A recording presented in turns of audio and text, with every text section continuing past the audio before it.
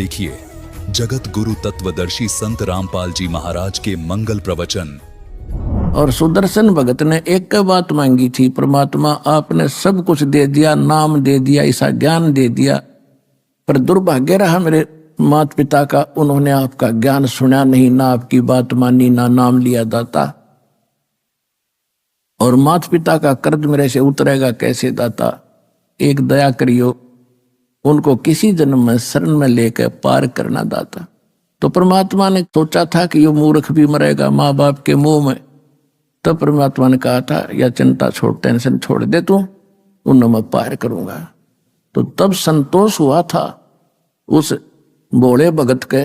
परमात्मा ने पता था यो भी जागा नरक में, जे आज इसको आश्वासन ही दूंगा। सुदर्शन जी को ये पता था कि परमात्मा ने जो कह दिया वो फाइनल है। तब वो निश्चिंत होकर सतलोक गया था। नौ भी रह जाता ये नीरो नीमा वही आत्माएं थी।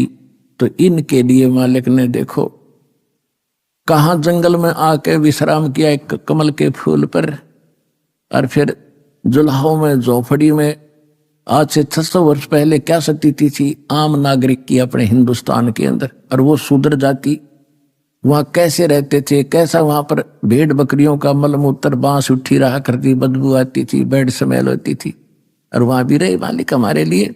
और हम इतनी भांग पिए पड़े हैं काल के जूठे चोचलों की, हम भगवान को पहचान नहीं पा रहे हैं।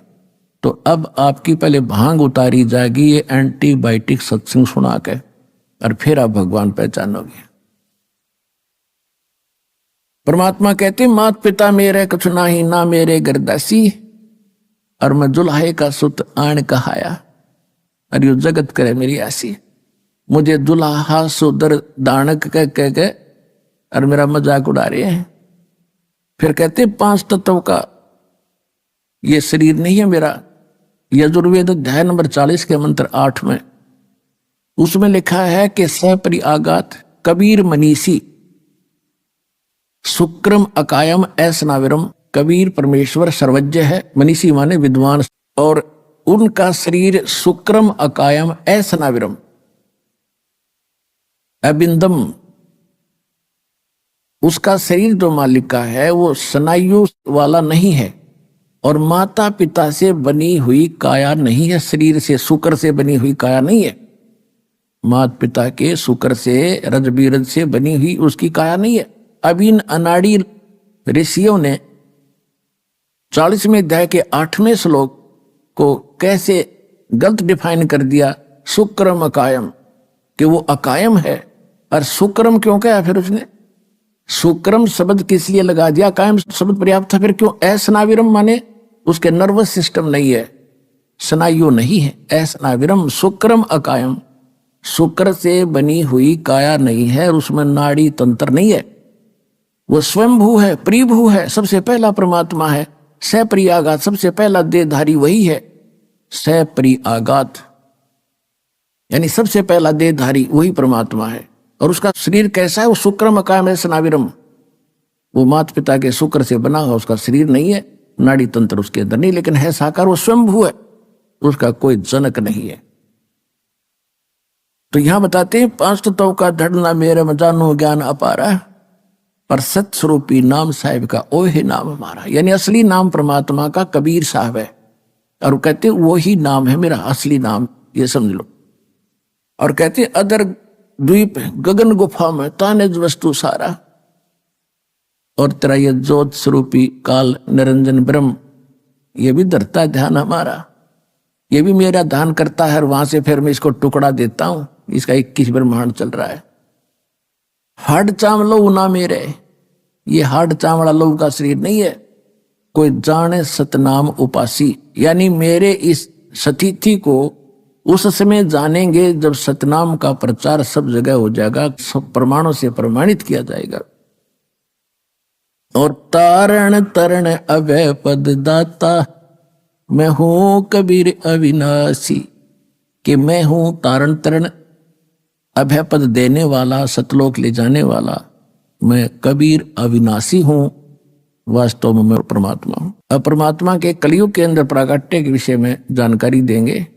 पहले थोड़ी भूमिका बनाते हैं कि नीरू और नीमा जिनको परमात्मा लहर तारा तालाब काशी नगर यानी बनारस में मिले थे तालाब में, वो कौन थे ये आपको पहले बता भी दिया। ये द्वापर युग के अंदर भगत सुदर्शन जी के माता पिता थे। इन्होंने उस समय परमात्मा के ज्ञान को स्वीकार नहीं किया था, ना नाम लिया था। सुदर्शन जी की प्रार्थना स्वीकार करके भगवान ने कहा था बेटा तू जा। और मालिक भी कहते हैं सोशल छिद्र मैं करूं अपने जन के काज, जो जन मेरी शरण है ताका हूं मैं दास, और गेल के लाग्या फिरूं जब तक धरती आकाश। और कहते भक्ति बीज होए जो हंसा तारों तास के कोत्र वंशा।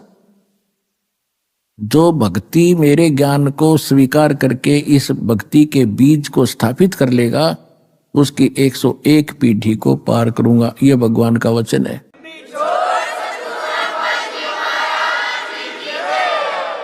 जो जन मेरी शरण है ताका हूं मैं दास, गेल गेल लाग्या फिरूं जब तक धरती आकाश। आपके लिए भगवान कहां से पीछे पड़ा हुआ, पर आप बच्चे हो, आप आगे आगे हो, पिताजी पीछे पीछे घूम रहा है।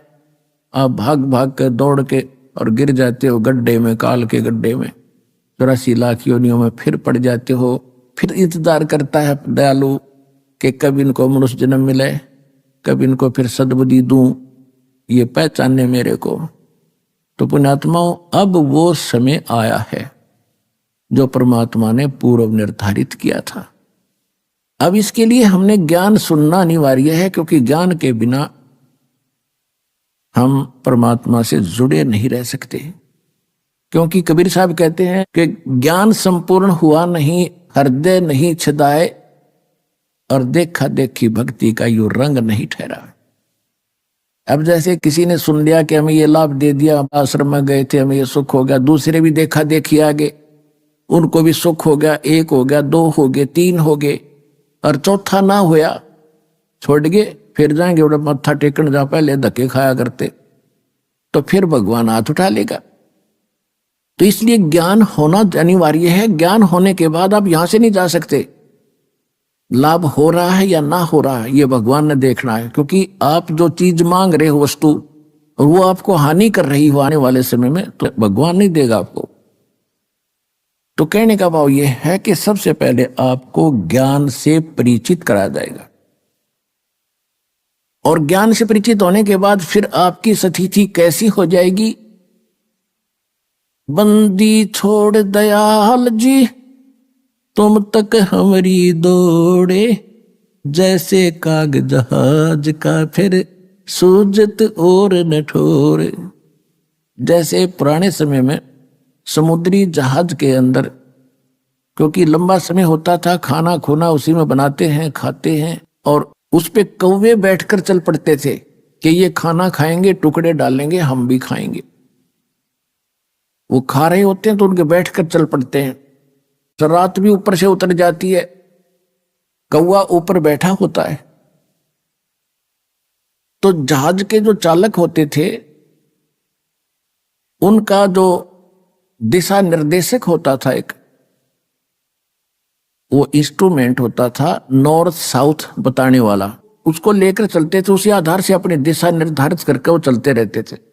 तो रात्रि के समय कई बार क्या होता था, कोई समुद्र में चुंबकीय चट्टानों के कारण दिशा निर्देशक जो होता था वो अपनी दिशा बदल जाता था, और अपने उस दिशा निर्देशक को जांच करने के लिए उनके पास एक फार्मूला था देसी, कि कौवे के अंदर परमात्मा ने एक ऐसा गुण दे रखा है कि वो बेशक रात ऊपर तो चली गई, लेकिन वो अंदर ही अंदर ये दृष्टि रखता है कि मैंने यहां से खतरा होगा तो मैंने वापस भागना है वहीं पर जहां से मैं चलाऊं। तो वो दिशा याद रखता, वो भूलता नहीं। ऐसा कंप्यूटराइज कर रखा है भगवान ने इस कौवे को। तो वो अपने उस इंस्ट्रूमेंट का जांच करने के लिए चालक क्या करते थे, उस कौवे के डले मारते थे, उसको विवश कर देते थे जहाज से उड़ने के लिए, और वो चलता था उड़ के फिर सीधा अपने उस जहां से वो चला था उसी दिशा में सीधा चलता है। जहाज वालों का तो इतना ही काम था, किसी ये देख लियो कौन सी दिशा में जा रहा है, तो वो पूर्व दिशा से चले थे तो पूर्व दिशा को चलेगा तो वो सीधा कर लेते अपने जहाज को कि हम अब ठीक चल रहे। और जब कौवा 100-200 फुट 400 फुट उड़ता है, उसको कहीं और ठिकाना दिखाई नहीं देता उस जहाज के अतिरिक्त। अगर जहाज के अतिरिक्त वो कहीं बैठता है तो डूब कर मरे उस पानी में, जल में। इसलिए वापस आकर उसको जहाज पर ही शरण लेनी पड़ती है, उसको कहीं ठिकाना और दिखाई नहीं देता। तो इसी प्रकार जब आपको कंप्लीट ज्ञान हो जाएगा इस कबीर भगवान का, आपकी स्थिति ऐसी हो जाएगी कि सतलोक आश्रम के अतिरिक्त इस पृथ्वी पर कितना बचाव का स्थान नहीं है, इस काल के बहुजल में डूबन का ही है। तो इसलिए आप जी को इतना विद्वान बनाया जा रहा है कि आपकी स्थिति फिर ऐसी हो जाए, बंदी छोड़ दयाल जी तुम तक हमारी दौड़े, जैसे काग जहाज का अब सूजत और न ठोरे। तो आज परमात्मा आपके लिए कितना कष्ट उठा रहे हैं, कैसे आते हैं, और आप इतने अनजान हो गए, इतने गाफिल हो गए कि आप भगवान को नहीं पहचान पा रहे। और थोड़ा सा सुख है, कोई उच्च पोस्ट प्राप्त होगी है, ने सोचा प्लातून पा के गया। अब इन जो अधिकारी हैं छोटे या बड़े, इन साहब कह देते फूल जा, और जय इन भगत जी कह देते शर हो जा। इतना अभिमान हो गया इन लोगों में। और हमने ये दुख दिखाई देता है कि ये भी भगवान के बच्चे हैं, क्योंकि काल को तो पता था कि शिक्षित करेंगे तो इनमें बुराई घनी आवेगी, अहंकार भर जाएगा, और अहंकार भगवान के निकट आने नहीं देता।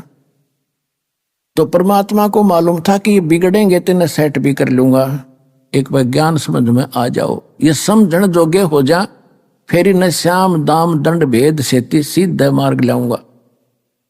और सभी उसी के बच्चे, जैसे अब्राहिम सुल्तान अदम एक राजा था और कितना अहंकारी था, कितने ठाठ थे। उस परमेश्वर ने अपनी वह प्यारी आत्मा नरक में जाती दिखे थी, उसको वहां उस नरक से निकालने के लिए हम तो माया मांगे, अगर घने ठाठ हो जा, कोठी हो, मैं बड़ा अफसर बन जा। और परमात्मा ने वो बड़े अफसर से छोटा अफसर बनाया, एक दास बनाया इस नरक से निकालने के लिए। तो ये परमात्मा का ऑपरेशन जो है वो इस संसार से विपरीत है, और हमने संसार के ही महिमा को, शोभा को, इसी को ग्रहण कर रखा है कि ये बनी रहे बस, और तो देखी जा। आपकी और हमारी बुद्धि तो जीव की है। तो अब परमात्मा ने सभी को ठीक करना है, और ठीक हुए बिना, ये सिद्ध हुए बिना ये भक्ति नहीं कर सकते। इनकी अकल ठिकाने लानी दाता ना, तो कोई प्रधानमंत्री बना फिर है, और जो कितनी उच्च पोस्ट प्राप्त उसको, वो उसके बच्चे हैं। और ये वो बच्चे जो अब्राहिम सुल्तान अदम जैसे थे, अच्छी किस्मत, पिछले जन्म के बड़े पुण्यकर्मी है भगवान के, कभी इन्होंने भक्ति ठीक कर रखी है, आज ये अपना जीवन नाश करके गधा बनकर खड़े हो जाएंगे। तो वो परमात्मा चाहता है कि कति निर्धन से लेकर अमीर तक, और छोटे से लेकर बड़े कितने अधिकारी कर्मचारी हैं, सबको भगवान का ज्ञान कराना है, इनका जीवन नाश होने से बचाना है। तो इसके लिए पुण्यात्माओं दास के साथ आपने थोड़ा सा संघर्ष करना पड़ेगा। हम किसी का बुरा नहीं करेंगे, हम भले के लिए करेंगे, सबके उद्धार के लिए करेंगे। जैसे बच्चा इंजेक्शन नहीं लगवाता है तो पकड़ कर माता पिता जबरदस्ती लगवाते हैं, रोलेगा थोड़ी देर और क्या होगा, फिर जीवन तक बचेगा उसका। तो जो भी ये थोड़े दिन बकवास करेंगे कर लेंगे, पर इन्हें सिद्ध कराएंगे। भक्ति करो और प्रचार करो मालिक का, उन तक पहुंचा दो मालिक के ज्ञान को, उनकी आंखें खुल जाएंगी।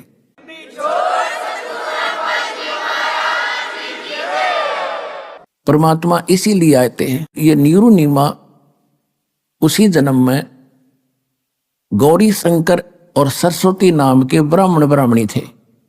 इनका दोनों का संयोग फिर पति पत्नी का ही था। गौरी शंकर पुरुष का नाम था। ये बहुत अच्छा नेक व्यक्ति था, अच्छा ब्राह्मण था, किसी को गुमराह नहीं करता था, ना ये श्राद्ध श्रूद्ध के चक्कर में ये नहीं पड़ता था, केवल शिव भगवान की कथा करके जनता को ज्ञान समझाता था, भगवान की महिमा बताता था जैसा इसको पता था।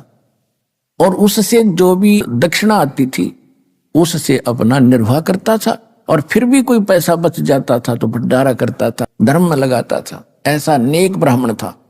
और इसकी महिमा घनी होगी थी। बाकी तो रोजी रोटी वाले ब्राह्मण थे, तेरे ये करड़ाई आ गई है, तेरे ऊपर ये संकट है, इतने पैसे धर दे, इतने दान कर दे, फलाना कर दे, ये अटपट करणीय थे। तो उनकी महिमा कम होती जा रही थी और गौरी शंकर की यजमानों की संख्या बढ़ती जा रही थी। और पहले ये हमारे ब्राह्मण लोग शिक्षा इसीलिए ग्रहण करते थे कि हम ज्यादा इनकम कर सकेंगे। को काशी विद्यापीठ पर कहा जाता था तो उस क्षेत्र में उसी से सब अपनी क्रियाएं कराते थे, उसके खूब धन इकट्ठा होता था। जैसे आज शिक्षा का क्या उद्देश्य है, चाहे कोई डॉक्टर बनता हो, चाहे कोई इंजीनियर बनता है, और कोई किसी प्रकार की भी जो करता है, चाहे कोई वकालत करता है, तो वो यूं सोचा घनी माया कमाऊंगा, और कौन से ट्रेनिंग में कौन सी कोर्स करने से घनी माया मिलेगी। अब इतना उद्देश्य, बेशक चाहे कोई मानो चाहे मत मानो, इतना ही उद्देश्य लेकर पढ़ रहे हैं। फिर क्या है कि इसी प्रकार पहले ये ब्राह्मण लोग पढ़ा करते थे, अपने बच्चों को पढ़ा करते थे कि काशी विद्यापीठ पढ़ के आ गया तो घनी कमाई करा करेगा, ठाठ हो जाएंगे। तो इसी कारण से उन ब्राह्मणों को ईर्षा होगी उस गौरी शंकर से। उधर से उस मुसलमान धर्म के जो राजा लोग थे वो दिल्ली के शासक रहे लगातार कंटिन्यू। तो मुसलमानों को पता चला, काजी और मुल्लाओं को, कि हिंदू धर्म का सबसे ज्यादा प्रचार ये गौरी शंकर कर रहा है। और उनको ये भी मालूम हुआ कि जो अन्य धर्म गुरु हैं वो सारे इसके विरोधी हैं। उसका फायदा उठा के उन्होंने गौरी शंकर सरस्वती को जबरदस्ती मुसलमान बना दिया। उनके घर में अपना जूठा पानी छिड़क दिया, उनके मुंह में डाल दिया, और सब देखने वाले देख रहे थे।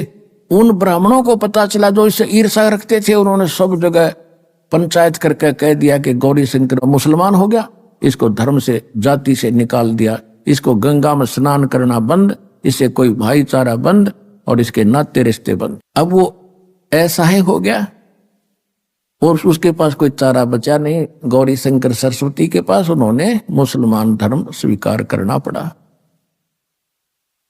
अब समस्या आ गई रोजी रोटी की।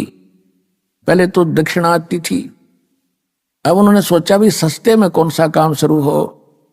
उन्होंने कपड़ा बुनन का काम सबसे आसान लगा, उसमें कोई पैसा नहीं लगता। 4 लकड़ के लठ गाड़ने होते हैं डंडे खुट्टे से, और तार पूरा अपना शुरू कर दिया। एक लिया के वो छोटा सा काट का बना होता है लोहे का, बस उससे उसका गुजारा शुरू कर दिया। फिर भी इतने नेक थे कि अपना गुजारा करते थे, बच जाता था धर्म पुण्य पर। जैसा भी उस धर्म का ज्ञान था उसी तरह लगाने लगे। अब परमात्मा अपने पूरे वचनानुसार उनको आके संभालना ही था, और उसके साथ साथ फिर अपनी जो लीला वो करते हैं प्रत्येक युग में वो भी करनी ही थी। इससे पहले थोड़ा ये बताना अनिवार्य हो गया कि नीरू और नीमा उनके नाम रख दिए। गौरी शंकर का नाम रख दिया नूर अली, उसको शॉर्टकट में नीरू कहा करते थे। और सरस्वती का नाम रख दिया नियामत, तो उसको कहने लगे नीमा। तो नीरू नीमा का गंगा घाट पर स्नान करना बंद कर दिया हिंदुओं ने, धर्म गुरुओं ने। तो उन्होंने सोचा कि कोई ऐसा स्थान खोजें जहां गंगा का ही जल बाहर आ रहा हो। तो एक लहर तारा नाम का एक सरोवर था जिसमें गऊ घाटों के ऊपर से, जहां गऊ घाट बने होते थे, उनके ऊपर के वर्षा के दिनों में ओवरफ्लो होकर दरियाएं चलती हैं, तो तब झालों से उछल उछल कर जल और एक सरोवर का रूप ले लेता था, धारण कर लेता था। फिर वो सारा वर्ष बड़ा निर्मल जल रहता है, क्योंकि गंगा के जल में एक विशेषता है, वो खराब नहीं होता, बहुत स्वच्छ और निर्मल जल, उसमें कमल के फूल उगाए होते हैं। तो वो वहां स्नान करने जाने लगे, जो उनकी कुटिया से लगभग 4 किलोमीटर दूर था, 3.5-4 किलोमीटर। ये दास देख कर आया है। दास के साथ सैकड़ों भगत भी आपके भाई बहन गए थे, वहां देख कर आए थे। तो लहर तारा तालाब में वो प्रतिदिन स्नान करके आया करते थे।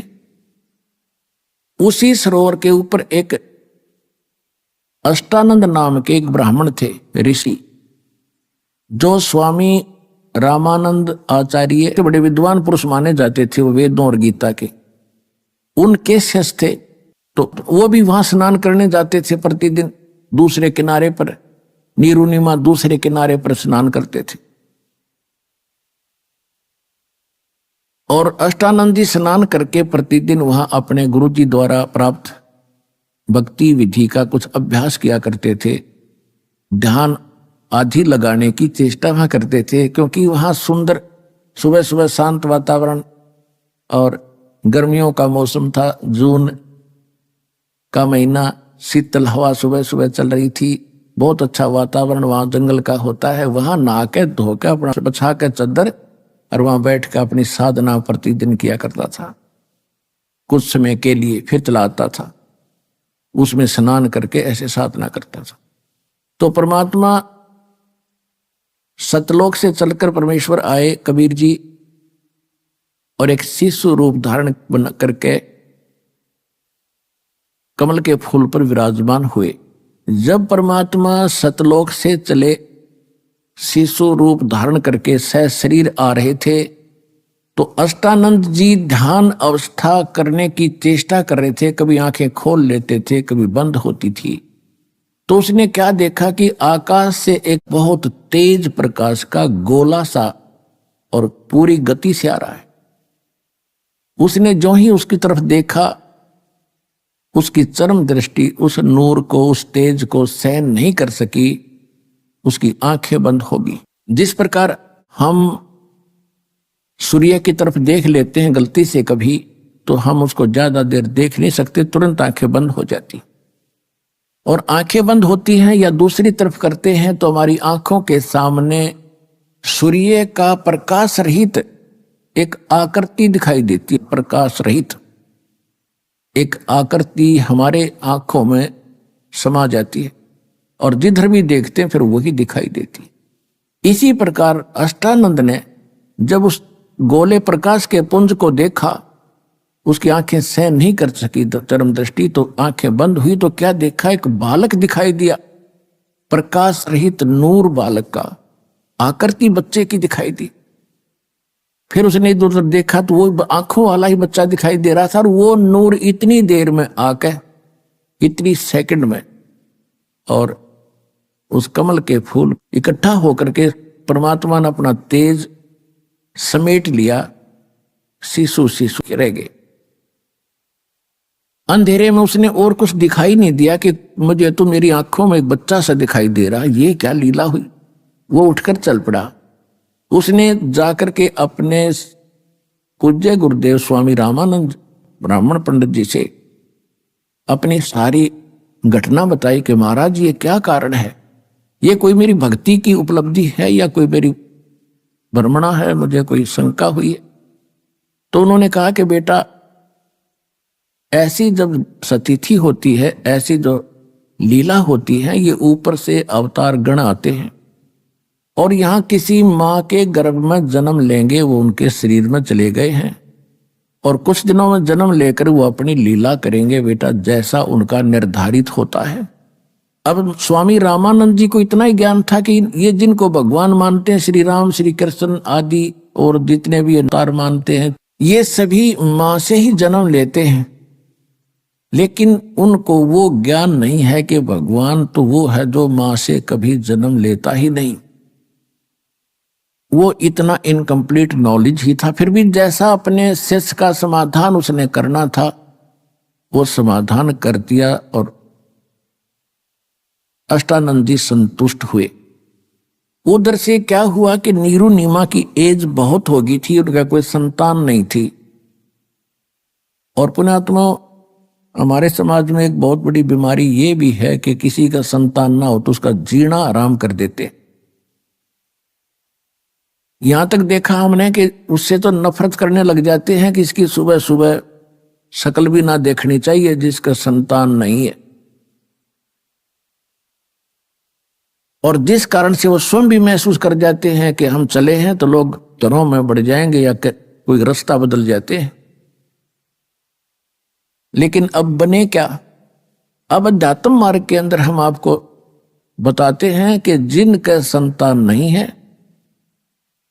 वो तो अलग बात है। आप ऐसे समाज में रहते हो जहां आपको ये ज्ञान सुनने को मिलता नहीं, और सुनने को मिलता है तो एक दिन मिलता है, बाकी समय में वहां सब लोगों के ताने यानी व्यंग सहन ही करने पड़ते हैं, जिस कारण से हमारा ये ज्ञान हृदय में टिकता नहीं। फिर भी परमात्मा अपने बच्चों को वो तो रहम कर देते हैं कि चलिए ऐसे नहीं तो ऐसे मान लेगा, लेकिन जिनका उन्होंने मोक्ष करना है तो वो अपने हिसाब से ही करते हैं। तो संसारिक दृष्टि से तो हम देखते हैं जिसका संतान नहीं वो सबसे दुर्भाग्यशाली व्यक्ति है, और यदि हम भगवान के अध्यात्म ज्ञान के पलड़े में तोलते हैं तो वो घना सौभाग्यशाली व्यक्ति है यदि उसको भक्ति मिल जाती है तो। और भक्ति नहीं करते हैं तो इसे तो संतान वाले और इसे बिना संतान वाले।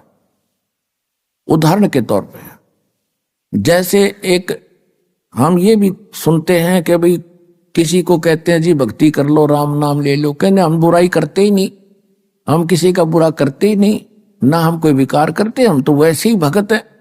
देखो 2 एकड़ जमीन है, 1 एकड़ तो संवार रखी है बा के ट्रैक्टर हल से और बिल्कुल घास रहित कर दिया, अड़ंगा काट दिया सारा और बा दी कति समार दी, और एक में अड़ंगा भरा पड़ा है सारा, झाड़ जंखाड़ बोझड़े कांटे सब।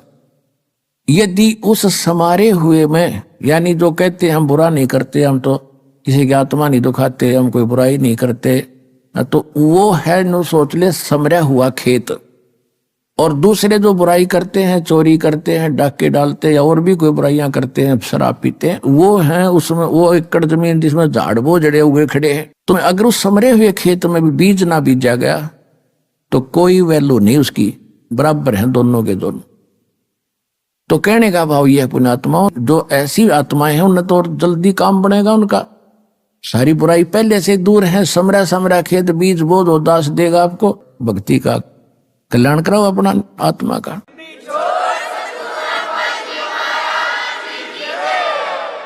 तो इस प्रकार नीरू नीमा सुबह सुबह स्नान करने जाया करते थे।